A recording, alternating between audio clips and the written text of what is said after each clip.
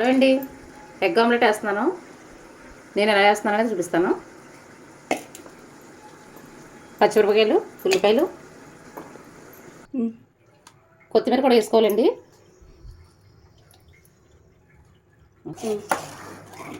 గరం మసాలా వేసానండి,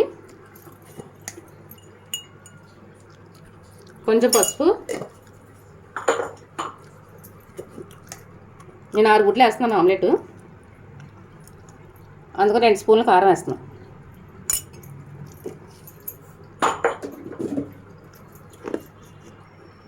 సాల్ట్,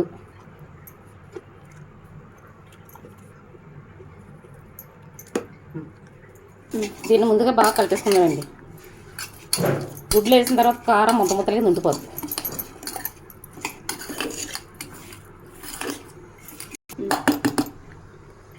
గుడ్లు కూడా వేసుకుందామండి. ఆమ్లెట్ మాకు రాదా అనుకుంటారేమో, కొత్తగా పెళ్ళైన పిల్లలు గట్రా ఉంటారు కదండి, వాళ్ళ కోసమని నేను వేసి పద్ధతి ఎలాగనేది చూపిస్తున్నాను.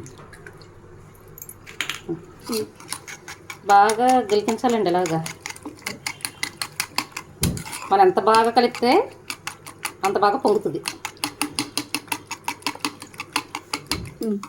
ఇంతలో పాన్ పెట్టి ఆయిల్ కూడా పోసుకుందామండి. నేను మొత్తం ఒకటే ఆమ్లెట్ కింద వేసేస్తున్నాను, చిన్న చిన్న వేయట్లేదు. పెద్ద ఆమ్లెట్ కింద వేసి 4 ముక్కలు కట్ చేసుకుని తినేస్తాం. ఒకటే ఆమ్లెట్ కింద వేసేస్తున్నానండి నేను.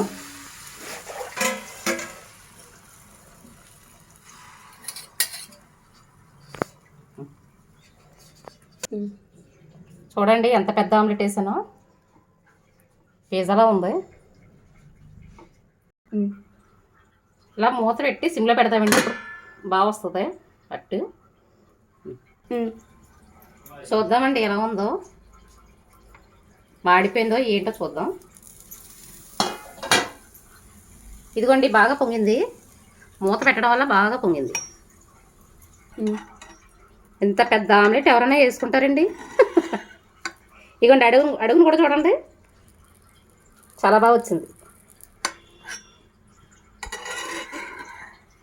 కానీ దీన్ని తిరగేయాలంటేనే కష్టం, అందుకు నేను 4 ముక్కల కింద కట్ చేసి అప్పుడు తిరగేస్తాను. దీన్ని తిరగేయాలంటే కొంచెం కష్టంగా ఉందండి, కానీ ట్రై చేస్తున్నాను. తిరగేయడం కొంచెం ఫెయిల్డ్ అయ్యిందండి. నేను ఒకటితోనే మొత్తం పని అంతా అయిపోవాలనుకుంటాను. ఈసారి పిజ్జా కట్టర్ తోటి, ఇలాంటి కట్టర్ ఒకటి తీసుకోండి ఎవరైనా సరే, పిజ్జా కట్టర్. దీంతో ఇలా చిన్న చిన్న ముక్కల కింద కట్ చేసుకుంటే అందరూ ఒకే ప్లేటే పెట్టుకుని తినేద్దామని చూస్తున్నాం మేము.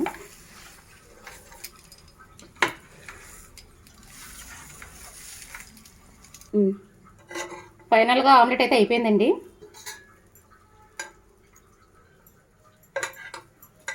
ముక్కల కింద కట్ చేసాను కనుక నేను కట్ చేసినవి ఒకటి, వాటంతటా అయిపోయిన ముక్కలు కొన్ని ఇలా ఒక ప్లేట్లో పెట్టుకుని మొత్తం అందరూ తినేస్తాం.